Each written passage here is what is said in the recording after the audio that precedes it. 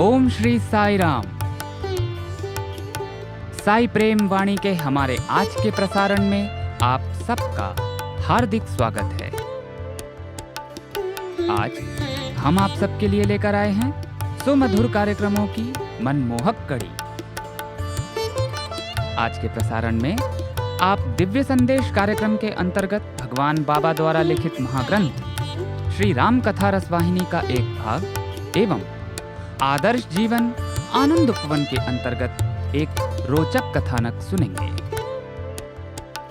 तो चलिए कार्यक्रम का शुभारंभ करते हैं।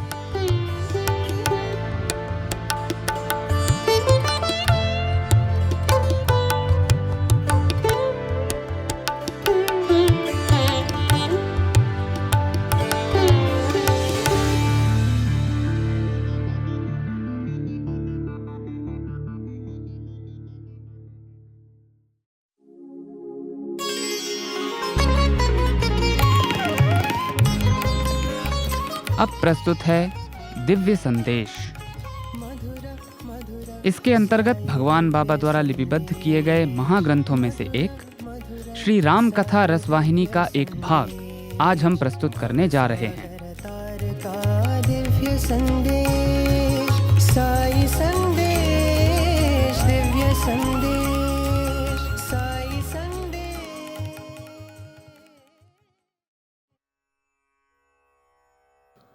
राम ने कुछ जंगली फूलों की माला बनाकर सुग्रीव के गले में पहना दी। राम का तात्पर्य था कि बाली ने तारा को पहले ही यह बता दिया था कि राम सभी को समदृष्टि से देखते हैं। इस समदृष्टि ने ही उन्हें बाली का वध करने से रोका। अब मैंने यह दिखाने के लिए उसके गले में फूलों की माला पहनाई है कि सुग्रीव के प्रति मेरा प्रेम अधिक है और इस प्रकार मैं न्यायपूर्वक बाली के साथ भिन्न व्यवहार कर सकता हूं। सुग्रीव के पास विशेष माला यह संकेत देती थी कि उसने दिव्य प्रेम चिन्ह पहन रखा है। प्रेम को प्रवाहित होने के लिए किसी कारण की आवश्यकता नहीं है। यह किसी स्वार्थ भावना से उद्भूत नहीं होता। इस प्रकार प्रोत्साहित कर सुग्रीव को राम व लक्ष्मण ने बाली के दुर्ग पर पुनः आह्वान करने को कहा। राम और लक्ष्मण निकट के एक वृक्ष के पीछे छिप गए। जब युद्ध के लिए उत्सुक बाली बाहर निकला तथा इसके परिणाम स्वरूप जब पृथ्वी कांपी तो सुग्रीव भयभीत हो गया। उसने राम से सहायतार्थ शीघ्र ही वहां आने के लिए हार्दिक प्रार्थना की और अपने शत्रु से मिलने को आगे बढ़ गया। अपनी योग्यताओं को सिद्ध करने के लिए उसने पूर्ण सामर्थ्य के अनुसार युद्ध किया। जब उसकी शक्ति समाप्त होने लगी और उसमें थकान का प्रथम चिन्ह परिलक्षित हुआ तो उसने केवल एक बार हृदय से पुकारा, राम। राम का प्रिय कार्य निज भक्तों की रक्षा करना है। अतः यह पुकार सुनते ही राम ने प्रत्यंचा पर बाण चढ़ाकर सीधा बाली के गर्वित हृदय में मारा। बाली को मूर्छा आ गई और निसहाय हो वह भूमि पर गिर पड़ा। उस समय राम बाली के पास गए और उसे अपने दिव्य दर्शन दिए। प्राणनाशक प्रहार द्वारा भूमि पर गिरने पर भी बाली पुनः बैठ गया। उसमें अतुलनीय शक्ति और साहस था। उसने हाथ जोड़कर नीलवर्ण कमल नेत्र श्री राम पर दृष्टि डाली और आनंदाभिभूत हो उसके नेत्रों से अश्रुधारा फूट पड़ी। वह आनंदपूर्ण हो बोला, हे राम, आप सौंदर्य के दिव्य पवित्र स्वरूप हैं, समस्त सृष्टि के स्वामी हैं। फिर आपने यह पक्षपात पूर्ण कर्म क्यों किया? यदि आप मुझे बताकर मारते तो मैं महान हर्ष सहित इसे स्वीकार कर लेता। सुग्रीव ने जो आपका उपकार किया, क्या मैं वह करने से अस्वीकार करता? नहीं, यह कारण के बिना नहीं हो सकता, क्योंकि ईश्वर का कोई भी कर्म निरुद्देश्य नहीं होता। वाह्य रूप में यह कार्य हमारे ईश्वर संबंधी विचारों के विरुद्ध प्रतीत हो सकता है, किंतु अंतर्दृष्टि द्वारा इसका परीक्षण करने पर सत्य पर आधारित तथ्य प्रमाणित हो जाएगा। मैं जानता हूं कि सांसारिक दृष्टिकोण द्वारा ईश्वरीय कर्मों की व्याख्या नहीं करनी चाहिए। ईश्वर गुणातीत है, अतः भावुकता, इंद्रियासक्ति और मोह से रहित होने पर ही उसके कर्मों को पूर्ण दृष्टि द्वारा समझा जा सकता है। आसक्ति और गुणों से प्रभावित होने पर व्यक्ति ईश्वर में भी वैसे ही गुण देखता है।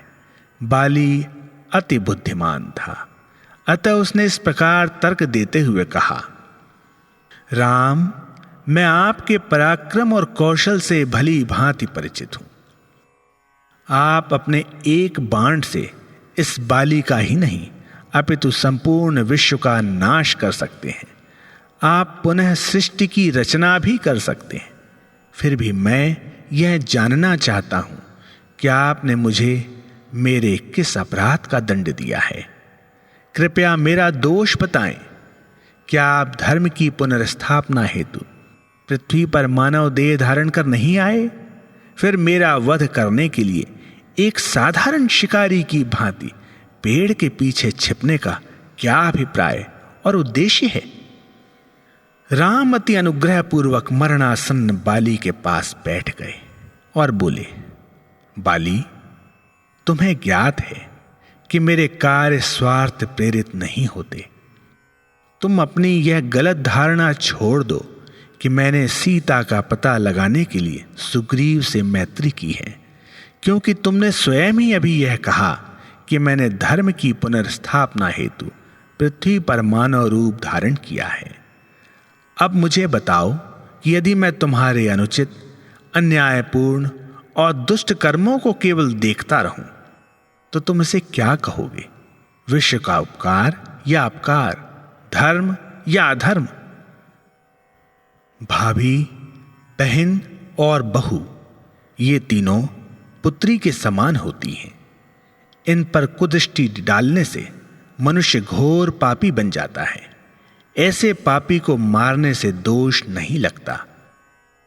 तुमने यह असत्य अनुमान कैसे लगाया कि सुग्रीव ने तुम्हारी हत्या करने के कुविचार से गुफा के प्रवेश द्वार को बंद कर दिया था? तुमने कहा था कि तुम अधिक से अधिक 15 दिन तक बाहर निकल आओगे, और तुमने तब तक सुग्रीव से गुफा के प्रवेश द्वार पर प्रतीक्षा करने को कहा था। वह पूरे 1 मास तक अति व्याकुलता पूर्वक वहां तुम्हारी प्रतीक्षा करता रहा। अंत में जब उसे रक्त की गंध आने लगी तो उसे महान दुख हुआ कि उसका भाई राक्षस के हाथों मारा गया। वह गुफा में जाने से डर रहा था, क्योंकि जिस दैत्य ने तुमको मार दिया उसका सामना वह निसंदेह नहीं कर सकता था।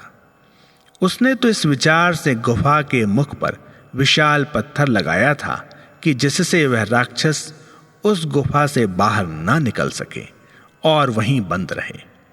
नागरिकों ने सुग्रीव को शासन संभालने को बाध्य किया और उसे उनकी इच्छा पूर्ति करनी पड़ी। ऐसा करने में सुग्रीव ने क्या पाप किया? तुमने पूछताछ नहीं की।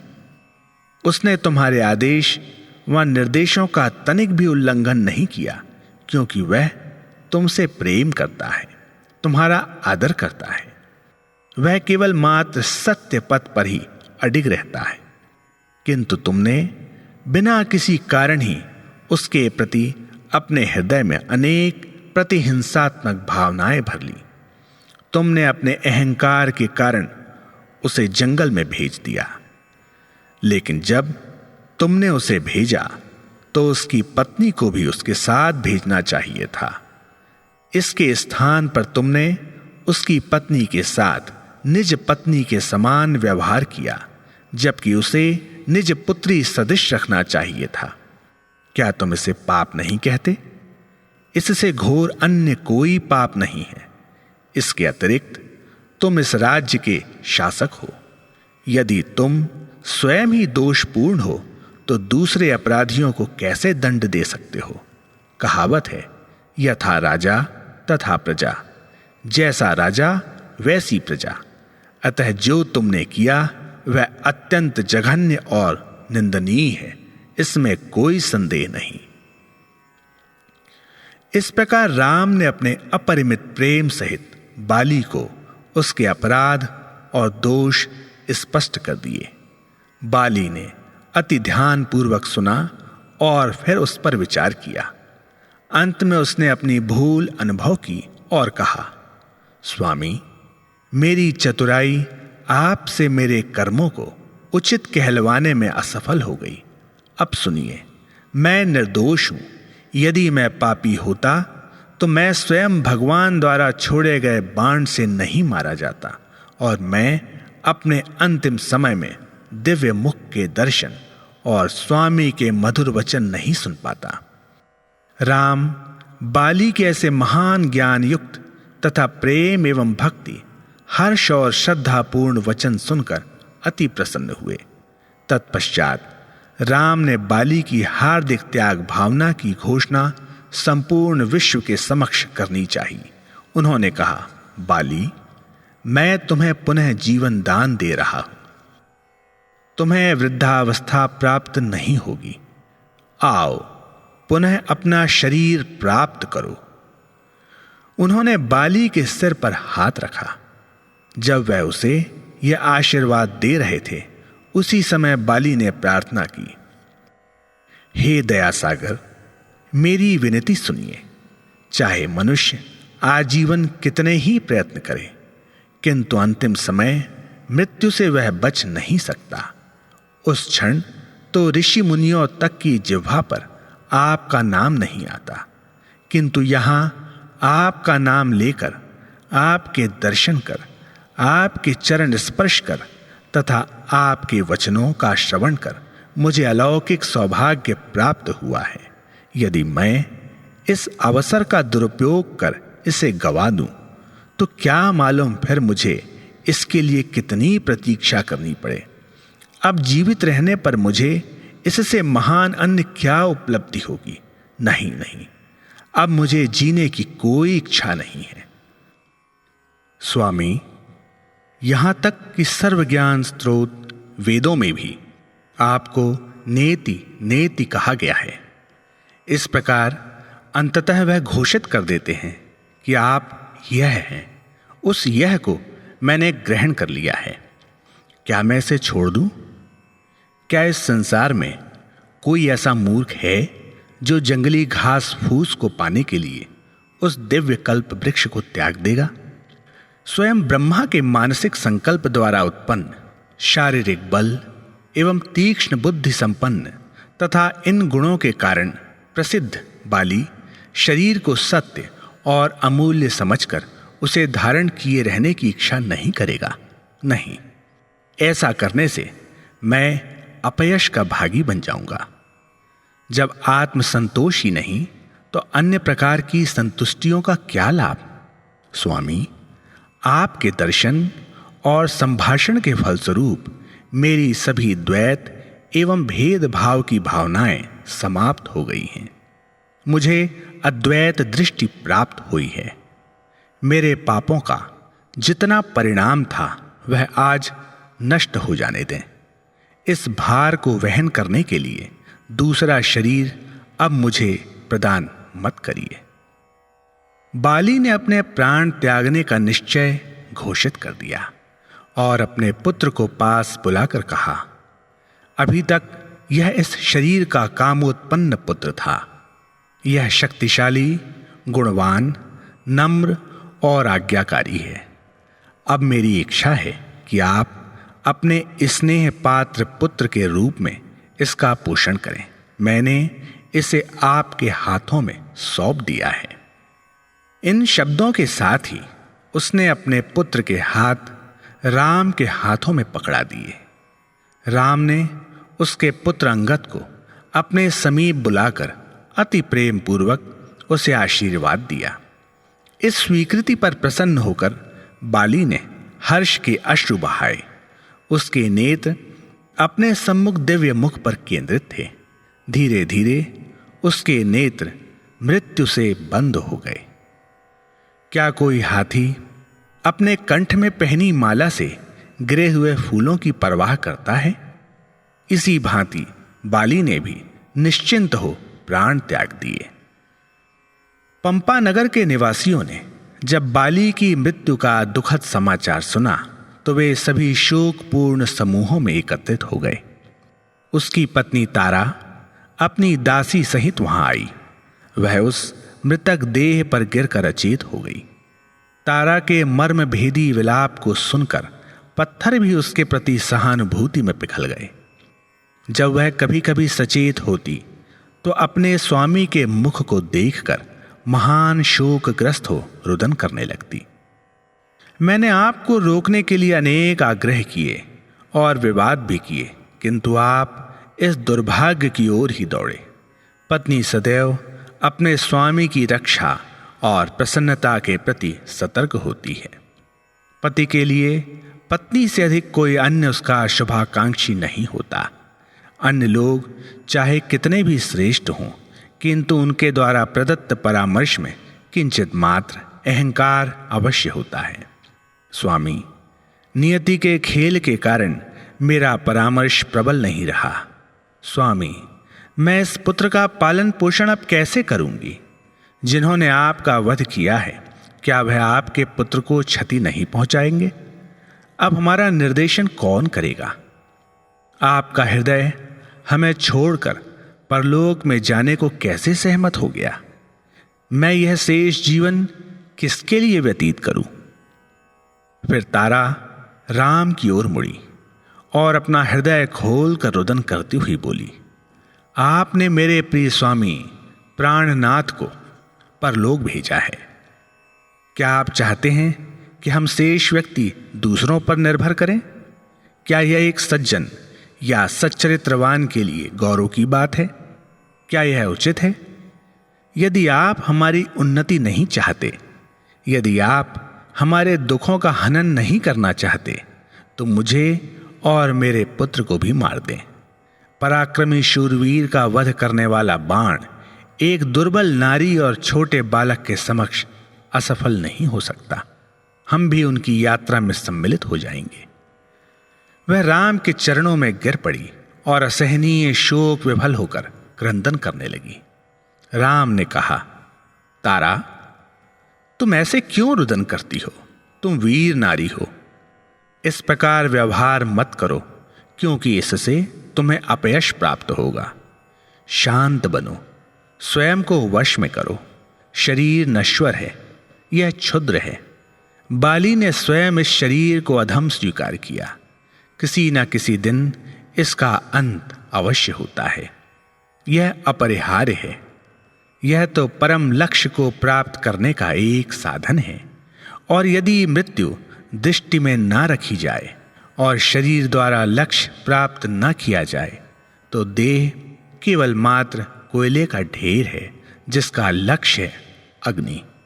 बाली के शरीर के लिए विलाप करना मूर्खता है, क्योंकि यहां तो केवल देह है। क्या तुम उस आत्मा के लिए रुदन कर रही हो जो इस शरीर में थी? वह आत्मा शाश्वत है। यह ना मरती है, ना नष्ट होती है, ना न्यून होती है और ना ही पृथक होती है। जिन्होंने आत्म तत्व की अनुभूति नहीं की है, केवल वही इस भ्रम में पड़ते हैं कि वे स्वयं शरीर हैं। तब तक महान विद्वान भी उसी भ्रम में पड़े रहते हैं। शरीर को सत्य समझकर उसमें अनुरक्त होना अज्ञानता है। आत्मा जो तुम वास्तव में हो, इसके प्रति सचेत रहना ही ज्ञान है। आत्मज्ञान होने का सौभाग्य प्राप्त होना मिट्टी में रत्न पाने के समान अमूल्य है।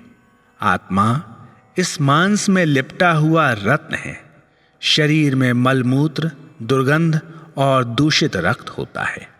यह रोगों और समस्याओं से ग्रस्त रहता है। इसके नाश को रोका नहीं जा सकता। एक दिन इसका नाश अवश्य होना है।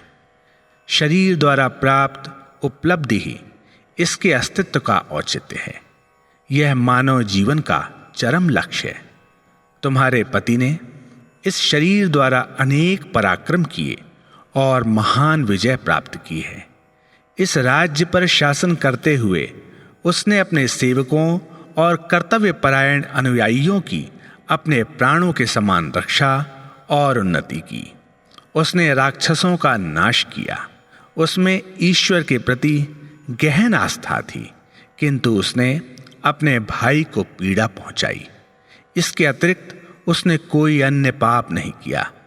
उसी पाप के परिणाम स्वरूप मेरे हाथों उसकी मृत्यु हुई। अतः विश्वास करो कि वह पाप भी समाप्त हो गया। अब तुम्हें शोक करने का कोई कारण नहीं है। जब तारा ने यह सांत्वना और संतोष सूचक वचन सुने तो उसमें ज्ञान उदित हुआ और वह शांत हो गई। राम ने कहा कि अब और विलंब नहीं होना चाहिए। उन्होंने तारा से कहा कि वह वापस जाकर सुग्रीव द्वारा बाली का दाह संस्कार आदि करवाए। उन्होंने सुग्रीव को अंगद का प्रेम पूर्वक पालन पोषण करने का उपदेश दिया। संस्कार संपन्न होने पर उन्होंने लक्ष्मण को राजधानी में भेजा और सुग्रीव को राज सिंहासन पर प्रतिष्ठित किया। हनुमान तथा अन्य लोगों ने नगर में प्रवेश किया और शासन कार्य को सफलतापूर्वक चलाने में सुग्रीव की मित्रों एवं अनुयायियों के रूप में सहायता की। शासन सूत्र संभालने पर सुग्रीव ने राज्य के गुरुजनों और नेताओं की सभा बुलाई। उसने उन्हें सीता का पता लगाने के लिए सभी उचित प्रबंध करने का आदेश दिया और इसके लिए सभी आवश्यक कदम उठाने को कहा। सुग्रीव शासक बनने तथा उस उत्तरदायित्व से सम्मानित होने में प्रसन्न नहीं था, अपितु वह उदास और दुखी था, क्योंकि वही अपने भाई की हत्या का कारण था।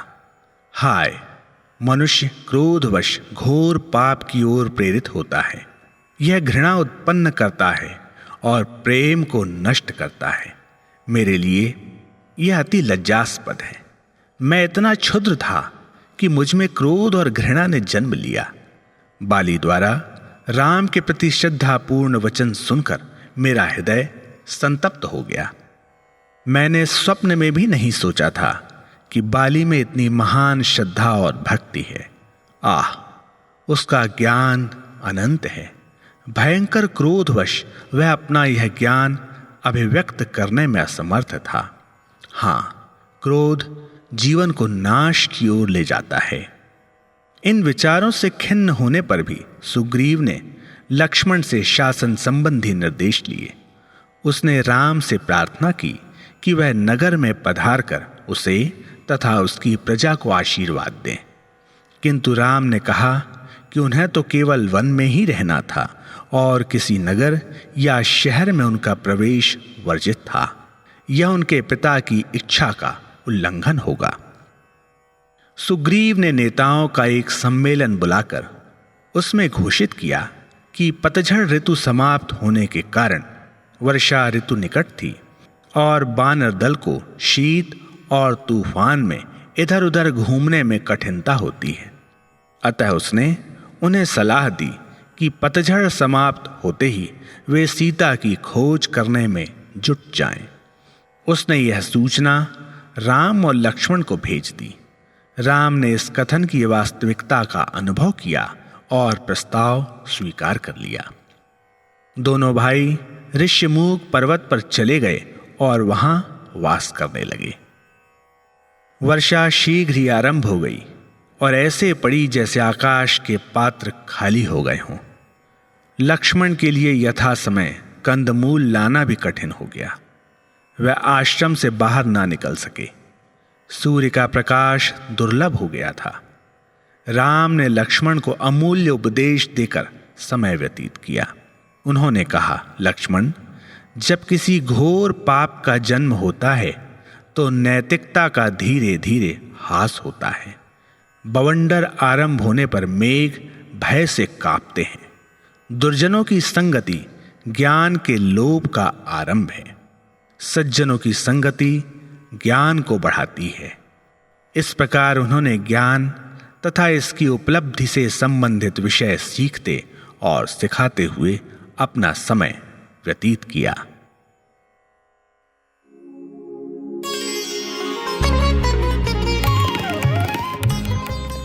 अभी आप सुन रहे थे दिव्य संदेश। मधुर आज आपने भगवान बाबा द्वारा लिपिबद्ध किए गए महाग्रंथों में से एक श्री राम कथा रसवाहिनी का एक भाग सुना।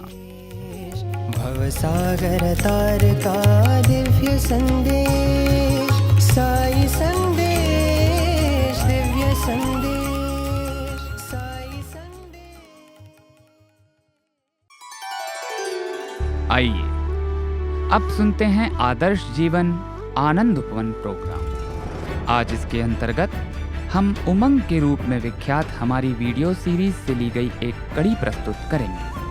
इसके अंतर्गत हम भगवान बाबा के प्रेरणादायी एवं जनोद्धारक संदेशों को आधुनिक परिप्रेक्ष्य में तत्कालीन प्रासंगिकता को ध्यान में रखकर आधुनिक दर्शकों के लिए आधुनिक विधि से अनुपम कथानकों का वर्णन करते हैं।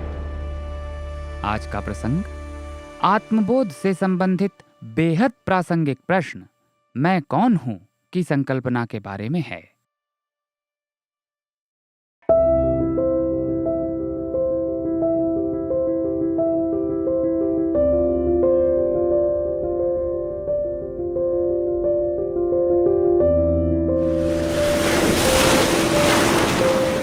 लहर ने पूछा कि समंदर क्या है। समंदर ने कहा, भीतर झांको और खुद जान लो। टीलों ने पूछा कि धरती क्या है। धरती ने कहा, भीतर झांको और खुद जान लो। कीलों ने पूछा कि लोहा क्या है।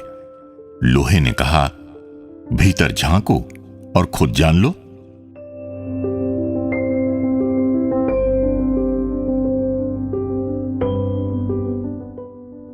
इंसान ने पूछा कि भगवान क्या है। भगवान ने कहा, भीतर झांको और खुद जान लो।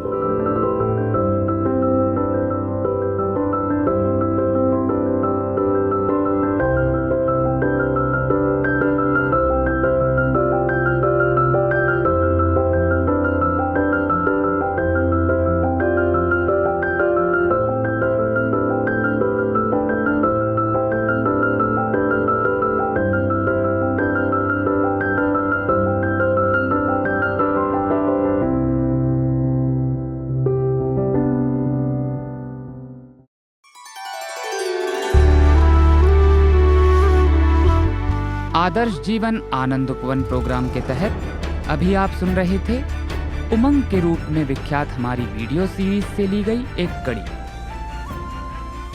आज आत्मबोध से संबंधित बेहद प्रासंगिक प्रश्न मैं कौन हूं की संकल्पना के बारे में एक कथानक प्रस्तुत किया गया था।